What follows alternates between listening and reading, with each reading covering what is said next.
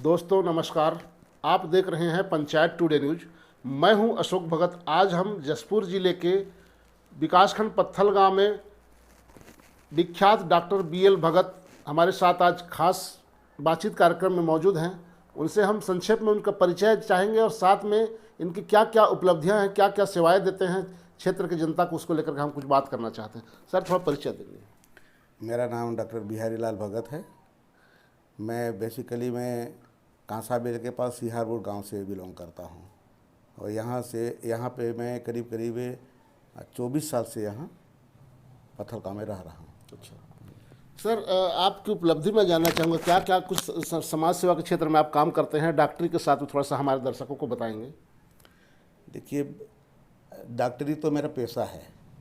इसके अलावा मैं समाज सेवा में विशेष रूप से योगदान मेरा रहा है, क्योंकि मैं शुरू से ही अपने शिक्षा के साथ साथ अपने समाज सेवा में विशेष रूप से अपना समय देता हूं और मैं समाज सेवा के लिए विशेष तत्पर तैयार रहता हूं। डॉक्टर साहब, चूँकि आप आदिवासी उरांव समाज से हैं और आपका शिक्षा दीक्षा कहाँ हुआ, कहाँ कहाँ पढ़ाई लिखाई किए, उसके बाद डॉक्टरी कहाँ किए, थोड़ा सा ये भी हमारे दर्शकों को बताते चलेंगे। मेरी प्रारंभिक शिक्षा जो है हमारे गृह ग्राम में सिहारपुर में हुआ। उसके बाद में मिडिल स्कूल में सरापानी पढ़ने के लिए गया। 7वीं के बाद में फिर 7वीं पास करने के बाद में फिर कांसाबेल में चला गया 8वीं के लिए। 8वीं से 11वीं तक मैं कांसाबेल में पढ़ा। 9वीं में पहले विषय लिया जाता था तो मैं पहले आर्ट्स लिया था। तो एक दिन साइंस विभाग के हमारे स्टूडेंट लोग जो है वहाँ पे मक्का का तना का जो है कट सेक्शन काट करके माइक्रोस्कोप में देख रहे थे।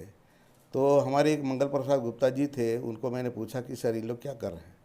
तो उन्होंने बोला कि अरे गधे, तुम तो आर्ट्स पढ़ रहे हो, तुम्हें क्या पता होगा, तुम अपना काम करो करके बोले। तो मेरे को बहुत मेरे दिल में धक्का लगा और उस दिन मैं 1.5 महीना के बाद में आर्ट्स से फिर साइंस बदल दिया।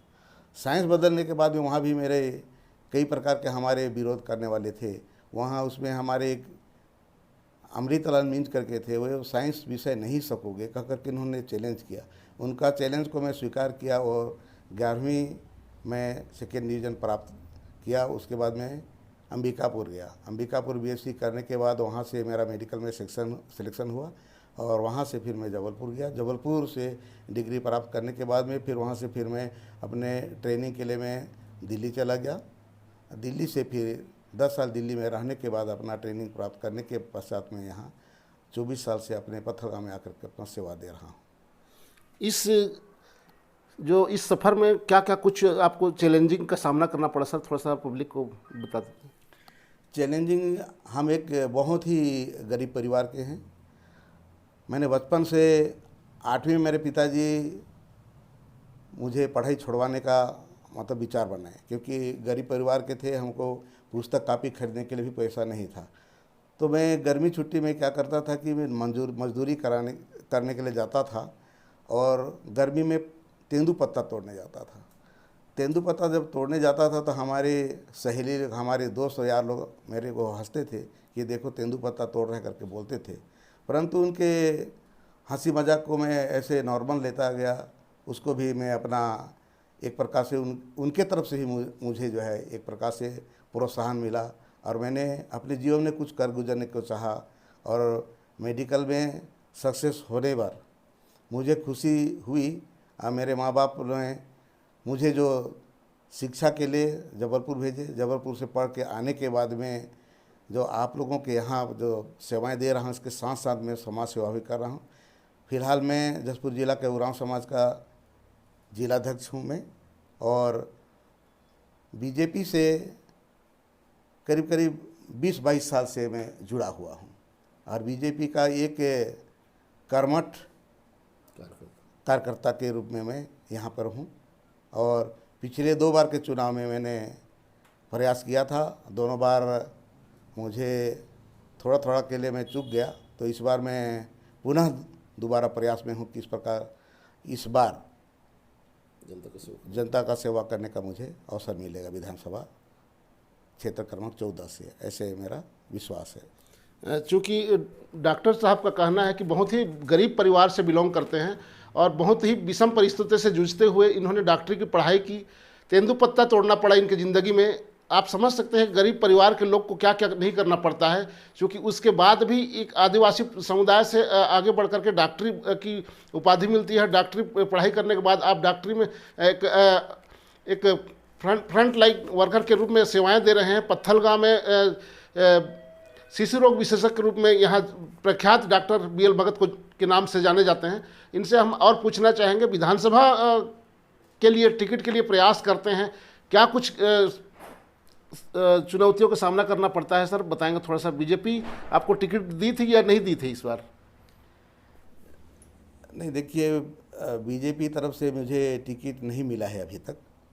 यहाँ नगर पंचायत चुनाव में लड़ा था, उसमें भी मतलब मेरे को लॉटरी सिस्टम में मेरे को मिला था, जिसमें हम लोगों ने हमारे यहाँ वर्तमान विधायक की बेटी जी को हम लोगों ने 1008 मतों से उन लोग को हराया था उनको।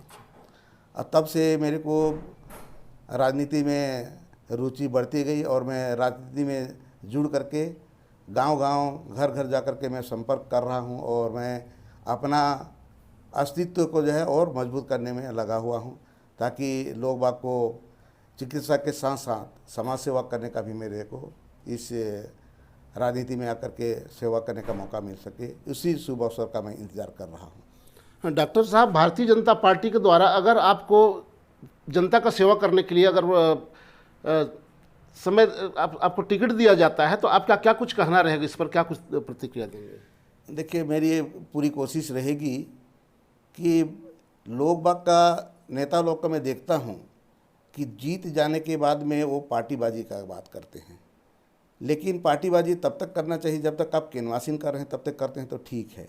लेकिन जीतने के बाद मेरा खुद का मतलब विचार है कि सभी का बात सुनना चाहिए। क्यों? क्योंकि उस क्षेत्र के आप प्रतिनिधि चुने जाते हैं और सबके कोई विधायक कहलाते हैं, तो आपको सभी का बात सुनना पड़ेगा। ये नहीं कि ये बीजेपी का समर्थक है कि ये कांग्रेस का समर्थक है। इस प्रकार के लोगों के जितने भी राजनीतिज्ञ लोग हैं उन लोग में देखने को मिलता है, लेकिन मैं निष्पक्ष रूप से अपने समाज की सेवा के लिए मैं सभी पार्टी के लोगों का, सभी समाज के लोगों का, सभी समुदाय के लोगों का, सभी धर्म के लोगों का मैं बिल्कुल सेवा करने में तत्पर तैयार रहूँगा।